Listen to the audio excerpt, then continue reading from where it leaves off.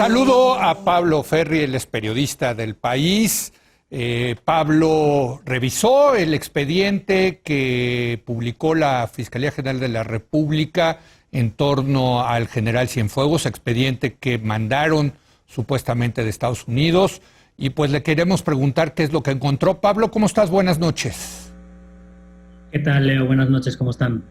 Pues así te pregunto, ¿qué encontraste?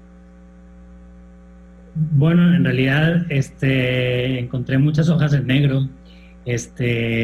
Bueno, la Fiscalía divulgó, como sabéis, el sábado por la noche el expediente que armó a partir de las pruebas que mandaron desde el Departamento de Justicia de Estados Unidos. Estas pruebas consistían en 740 y pico páginas de mensajes intercambiados supuestamente entre integrantes del cártel del H2, esta organización directiva que tenía base en Nayarit, que venía de una escisión del cártel de los Beltrán Leiva, y entre uno de estos integrantes y supuestamente el general Cienfuegos, ¿no? Esa es la teoría de la Fiscalía de Estados Unidos. La Fiscalía General de la República, de lo que hemos podido entender a partir de la lectura de los documentos, son unas 7.000 hojas divididas en 2 tomos. Primero mandó a analizar los mensajes al CENAPI, al Centro Nacional de Análisis y Planeación, perdón. Es algo así como una pequeña agencia de inteligencia que tiene la Fiscalía. Lo que hizo la perito a cargo del análisis fue primero depurar los mensajes que no eran tan importantes para la narrativa que trataban de entender, luego ponerlos o organizarlos cronológicamente y identificar a los actores que aparecían en esos mensajes, ¿no? A partir de ahí, pues bueno, se hace una serie de preguntas y recomendaciones al Ministerio Público que estaba a cargo del caso, que estaba adscrita a la Subprocuraduría de Delincuencia Organizada. Recomendaciones, por ejemplo, como que estaría bien saber de los Blackberries que aparecían en los mensajes, o de quienes iban y venían los mensajes, tenían que estar, digamos, asociados a algún número telefónico, ¿no? Entonces, a ver a qué números telefónicos estaban asociados y de quiénes eran estos números telefónicos. Luego, además de eso, bueno, yo creo que lo más importante es que le tomaron la declaración a Salvador Cienfuegos. Esto ocurrió el 9 de enero y duró, por lo que he dicho este martes, el fiscal Alejandro Gertz en varias entrevistas en radio, bastantes horas. Y ahí él, pues bueno, básicamente se declaró inocente de nuevo. Pero una cosa que a mí me llamó la atención es que fue paso por paso casi a cada uno de los mensajes que supuestamente él había mandado de acuerdo a la investigación que armaron allá en Estados Unidos, ¿no? Diciendo, bueno, es que este mensaje es imposible que yo lo mandara porque yo no tengo hijos, yo tengo hijas, ¿no? O este otro mensaje es imposible que yo lo mandara porque refiere que me iba a tomar unas vacaciones y yo en 6 años que fui secretario de la Defensa Nacional jamás tomé vacaciones, ¿no? Esto es un poco lo que pudimos entrever digo, e insisto en esto porque me parece importante, cientos y cientos y cientos de hojas en negro, cientos y cientos de hojas testadas, ocultadas bajo el criterio de no sé qué funcionario de la Fiscalía General de la República, evidentemente sin consultar con el Instituto Nacional de Acceso a la Información, para ver qué datos deberían ocultarse y qué datos no, ¿no? No sabemos qué criterios usaron, pero el caso es que ocultaron un montón de hojas. O sea, yo te pregunto porque en esas hojas que están testadas, que bueno, pues es censuradas para que la gente lo entienda, le ponen un plumón negro y no se puede leer lo que dicen, si pudiera haber información que incriminara al general Cienfuegos y que nosotros no nos vamos a enterar porque están testadas. Bueno, es que no se puede saber muy bien, porque hay partes en las que no se sabe, primero, qué información está recibiendo la Fiscalía y, segundo, qué podría haber hecho la Fiscalía con esa información que recibió y no hizo. Por ejemplo, la Fiscalía se puso en contacto con la Unidad de Inteligencia Financiera de la Secretaría de Hacienda, le pidió una serie de información que no acabamos de conocer y recibe una respuesta cuyo contenido no acabamos de conocer tampoco, ¿no? No sabemos si además la Fiscalía le pidió información a la Secretaría de Hacienda sobre personas cercanas a Cienfuegos, porque una de las teorías que manejaban estos días ex funcionarios de la DEA, entre ellos Mike es que Cienfuegos podría haber perfectamente utilizado testaferros y no poner ninguna propiedad o ninguna cuenta a su nombre, ¿no? Esto en la información que recibe la Fiscalía de la Secretaría de Hacienda o de la Unidad de Inteligencia Financiera, pues no se sabe muy bien. Tampoco se sabe exactamente los operativos que llevó a cabo la Secretaría de la Defensa en Nayarit en los años en los que la Fiscalía de Estados Unidos dijo que el general había estado involucrado con el cártel del H2, o sea, de diciembre de 2015 a febrero de 2017.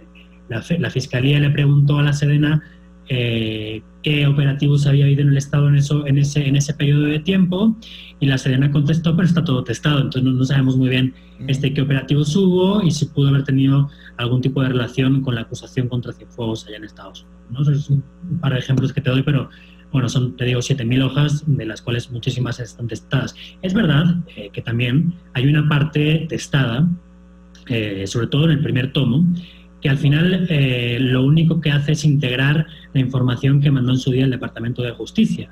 Y esa información la hizo pública el jueves por la noche el viernes la Secretaría de Relaciones Exteriores, ¿no? Entonces, bueno, que la testen o no, pues da un poco igual porque al final ya la conocíamos, en este caso no importa. Pero sí importa, yo creo que en estos casos que te menciono y en algunos otros que quizá no ocultaban directamente información que pudieran haber llevado al procesamiento de Cienfuegos, pero que sí podría haber obligado o que podría obligar a la Fiscalía a profundizar en sus investigaciones. Porque al final ese es uno de los temas, creo.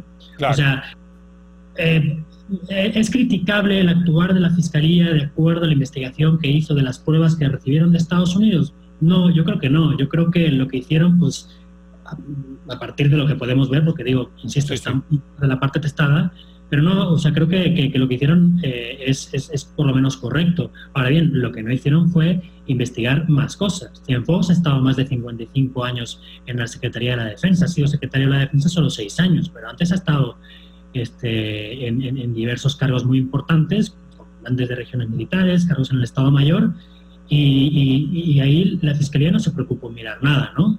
Esto creo que también es problemático en el sentido de que se da la apariencia de que se absuelve o se exonera, mejor dicho, a una persona sin realmente investigar a profundidad sus años en la Secretaría de la Defensa, que no son solo 2. Sí. Te pregunto, porque muchos colegas periodistas leyeron también esto que publicó el gobierno mexicano, por cierto, en contra de las prácticas que se deberían de hacer con el gobierno de Estados Unidos, ese es otro tema, pero con lo que leyeron dicen nos convence la exoneración al general Cienfuegos. Con las pruebas que presentó la DEA no parece ser que el general realmente tuviera que haber sido procesado y enjuiciado. En tu opinión, ¿se justifica o no la exoneración de Cienfuegos? Bueno, yo creo que es una pregunta medio trampa, Leo, porque si tenemos solo en cuenta la información que mandaron desde Estados Unidos, desde luego no había mucho más que hacer, ¿no? Podemos ponernos a discutir sobre si un general que tiene estudios de maestría se expresaría de una forma o de otra en mensajes con criminales, y esto, pues bueno, cae en el terreno especulativo y no tiene mucho sentido seguir ahí, pero al final creo que lo que importa es plantearse si la Fiscalía debería haber planteado una investigación distinta, una investigación de contexto que abarcara, uno, no solo las acusaciones contra Cienfuegos en Estados Unidos, no solo las acusaciones por narcotráfico y presunto narcotráfico y lavado de dinero, sino una cuestión que abarcara, primero, todos sus años en el ejército, y segundo, aspectos que no tienen que ver con el tráfico de drogas, sino con las violaciones a derechos humanos. O sea, vamos a ver, durante los años de Cienfuegos en la Secretaría, a cargo de la Secretaría de la Defensa, perdón, la Comisión Nacional de Derechos Humanos dirigió 21 recomendaciones al ejército que involucraban a 149 víctimas de tortura, desaparición forzada o asesinato, ¿no? Y esto es una cuestión que suele quedar fuera del caso Cienfuegos, porque al final en Estados Unidos tampoco les importa demasiado. Lo que les importa es el asunto de las drogas y ya está. Yo creo que aquí en México el problema no solo es ese, es este otro también. Pues te agradezco mucho, Pablo Ferri. Gracias por haber estado el día de hoy con nosotros para hablar de este caso del general Cienfuegos. Gracias a ustedes, un abrazo.